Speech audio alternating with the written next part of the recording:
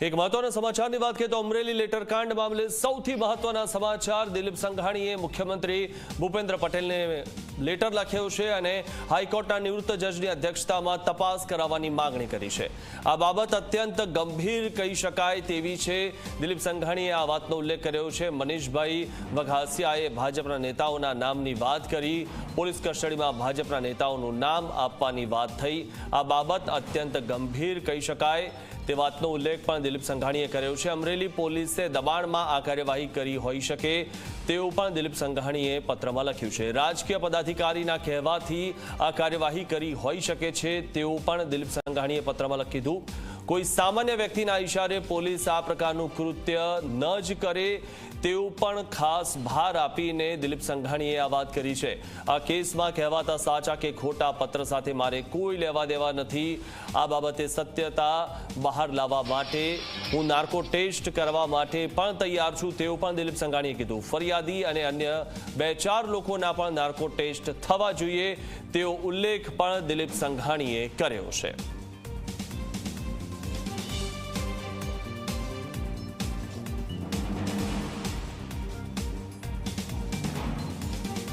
તો આ વિશે વધુ માહિતી મેળવીએ અમારા સંવાદદાતા હિતલ પારેખ પાસેથી। હિતલ, જે રીતે દિલીપ સંઘાણીએ જે પત્ર લખ્યો છે તે પત્રમાં ખાસ કઈ બાબતનો ઉલ્લેખ કરવામાં આવ્યો અને તેમણે તો એવું પણ કીધું કે હું નાર્કો ટેસ્ટ કરાવવા પણ તૈયાર છું।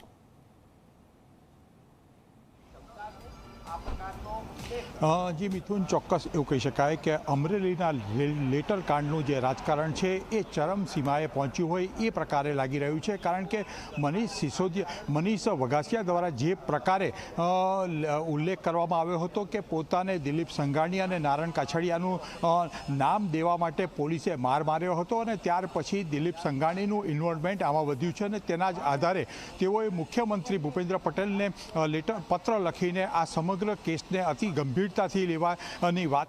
હિતલભાઈ, આપને અટકાવવા માંગીશ। દિલીપ સંઘાણી પોતે ફોન લાઈન પર જોડાઈ ચૂક્યા છે। દિલીપભાઈ, આપનું સ્વાગત છે ઝી 24 કલાકમાં। દિલીપભાઈ, આપે જે રીતે પત્ર લખ્યું છે મુખ્યમંત્રીને, આપ પણ નાર્કો ટેસ્ટ કરવા માટે રેડી છો અને તમે એવું પણ કીધું છે કે બીજા જે વ્યક્તિઓ છે તેમનો પણ નાર્કો ટેસ્ટ થવું જોઈએ। બીજા કયા કયા વ્યક્તિઓનો નાર્કો ટેસ્ટ થવું જોઈએ એવું આપને લાગે છે? તપાસમાં લાગે આમાં સંકળાયેલા હોય જી એ લોકોએ જેમ મેં તૈયારી બતાવી આ લેટર કૌભાંડની વાતો જે થઈ રહી છે, ભાઈ મનીષ વઘાસિયા છૂટા પછી એમ કે સાચો લેટર છે જી, તો હકીકત તમે કેવી રીતે બહાર આવે? બંને પક્ષે અલગ અલગ દાવા થતા હોય જી તો પોતાની જાતને જાહેર જીવનમાં રહીને જી ચોખ્ખા ગણાવતા હોય એને તમામે મારી જેમ નાર્કો ટેસ્ટ કરવાની તૈયારી બતાવી જોઈ અને જો ન બતાવે તો શંકાની સુઈ એમના ઉપર જાય સ્વાભાવિક છે। એટલે મેં પૂરી તપાસ, કારણ કે પોલીસને તપાસ સોંપવાથી કોઈ પરિણામ આવે નહીં, કારણ કે પોલીસે જ ખોટું કર્યું છે તો પોલીસ તપાસ કરશે તો કેટલી વિશેષ રહેશે એટલે સતત તપાસ થાય। કારણ કે આટલા દિવસથી પોલીસ તપાસ થઈ ચૂકી છે, રિપોર્ટ બહાર નથી આવ્યો। અચ્છા, પોલીસ ઉપર આક્ષેપો થયા છે। હું આજ દિવસ સુધી રાહ જોતો રહ્યો કે પોલીસ ખુલાસો કરશે ભાઈ અમે કોઈ નામ અથવા દબાણ કર્યું નથી, તો પણ એ સંતોષ માનું। અત્યાર સુધી એ પણ ખુલાસો ન આવ્યો એટલે મારી જાતને ચોખ્ખી કરવા માટે કે જે કેસમાં હું કશું જ જાણતો નથી એ દિવસો દરમિયાન હું ધોળાવીરા પરિવાર સાથે હતો, ત્યાં ફોન પર મારો ચાલતો હતો।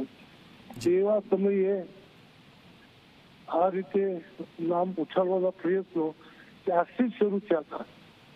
બે દિગ્ગજ નેતાઓ સેવા જે અપપ્રચાર શરૂ કર્યો હતો, જેને જેને કર્યો એ તમામને પોતાની જાતે નાર્કો ટેસ્ટ માટે તૈયારી બતાવવી જોઈએ। જી દિલીપભાઈ, હવે આપને દિલીપભાઈ હવે આપને સવાલ અમારા સંવાદદાતા હિતલ પારેખ કરશે। જી હિતલ। દિલીપભાઈ, જે પ્રકારે આખો તમારો જે પત્ર મુખ્યમંત્રીને તમે લખ્યો છે, સ્વાભાવિક છે કે આ મામલા પર તમારી પર છાંટા ઉડાવવાનો પ્રયત્ન કરવામાં આવ્યો હતો અને તમારું નામનું ઇન્વોલ્વમેન્ટ છે એટલે તમે આ લેટર લખ્યો. પણ વાસ્તવિકતા તમે પણ જાણો છો કે અમરેલીનું આંતરિક રાજકારણ છે, ભાજપનું આંતરિક રાજકારણ છે. હવે નાર્કો ટેસ્ટ પોલીસનો કે ધારાસભ્યોનો કોનો થવો જોઈએ, કારણ કે ઉપદંડક પણ આમાં નિશાના ઉપર છે સીધી રીતે. આમાં જે કોઈ આવતો હોય આવે, કારણ કે હું એટલો તો નબળો નથી માનસિક રીતે કે વક્તવ્યની રીતે કે મારા ધ્યાનમાં કઈ આવે તો હું કોઈને કહી ન શકું.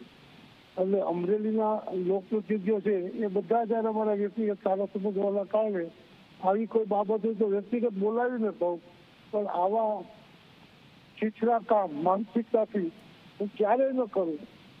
આપ સૌ અને ગુજરાતી જનતા જાણે કે ગમે એવા પ્રસંગો મારે કીધે કેવું હોય એ હું ખુલ્લું કહું છું. આવા બાબતો મારે પાછળથી કોઈ ખામા કરવા, ઉંદર ખામા કરવા જેવી આ કોઈ એવી નેચર પણ નથી. તો કોણ મને સમજાવવા પ્રયત્ન કરે છે. જી દિલીપભાઈ, જેવી રીતે આપે કીધું છે કે અમરેલી ઉંદર ખામા કર્યા નથી, તો એટલા માટે હું વ્યથિત છું અને એટલા માટે મારે મુખ્યમંત્રીને લખવું પડ્યું કે આમાં તટસ્થતાથી તપાસ થાય. જી, એ ખૂબ જરૂરી છે. જી દિલીપભાઈ, આપને શું લાગે છે કે અમરેલી પોલીસે કોના દબાણમાં આ રીતે કાર્યવાહી કરી હોય છે?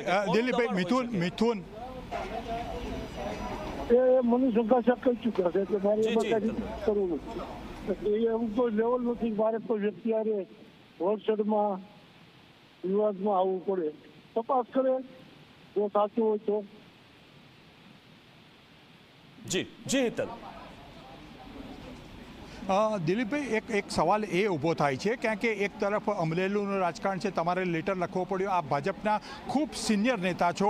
આપ ક્યાંક ને ક્યાંક જોવા જઈએ તો ગુજરાતમાં ભાજપની જે રચના થઈ છે ત્યાંથી પાયામાં એક પથ્થર તરીકે આપે કામ કર્યું છે. ત્યારે એક તરફ આપ છો તો આજે દિલીપ, આજે તમારું લેટર આવ્યો છે. એ પ્રકારે નીતિનભાઈનો પણ એક જગ્યાએ એમનું નિવેદન આવ્યું છે કે ભાજપમાં દલાલો, જમીન દલાલ હોય એ પ્રકારે લોકો દલાલી કરે છે. તો આને કેવી રીતે તમે જોવો છો? આ ભાજપમાં આ સ્થિતિ કેવી રીતે નિર્માણ? નિવેદન કરવાવાળા એનો ખુલાસો કરી શકે.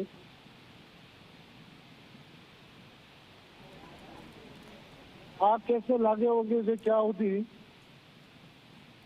શરૂઆતથી અંત સુધી સંઘર્ષ શીખી ગયું ક્યાં સુધી. હું કોઈના સંપર્કમાં નહોતો, હું ધોળાવીરા હતો. તારીખ સમય જોવાઈ જાય.